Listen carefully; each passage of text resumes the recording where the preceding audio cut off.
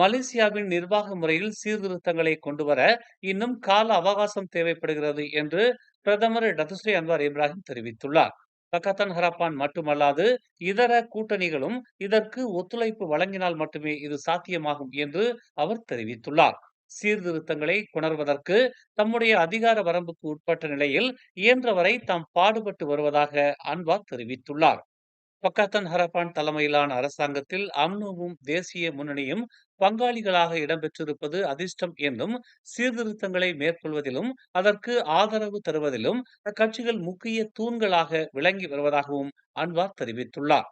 ஆனால் எல்லாவற்றையும் நாம் சாதாரணமாக எடுத்துக்கொள்ளக்கூடாது என்றும், பேச்சுவார்த்தை, விவாதம், அர்ப்பணிப்பு என்று பல விஷயங்கள் இதில் சம்பந்தப்பட்டுள்ளதாகவும் அவர் சுட்டிக்காட்டினார். மேலும் செய்திகளை தெரிந்து கொள்ள தமிழ் மலர் நாளிதழை பாருங்கள். உடனுக்குடன் செய்திகளை தெரிந்து கொள்ள தமிழ் மலர் இணையதளம், தமிழ் மலர் செயலி மற்றும் மலர் டிவி யூடியூப் சேனலை வலம் வாருங்கள். எங்களோடு இணைந்திருக்க மலர் டிவியை பதிவு செய்து கொள்ளுங்கள். உறவுகள் மகிழ்ந்திட விருப்பம் மற்றும் பகிர்வு சேவையை சொடுக்கிடுங்கள்.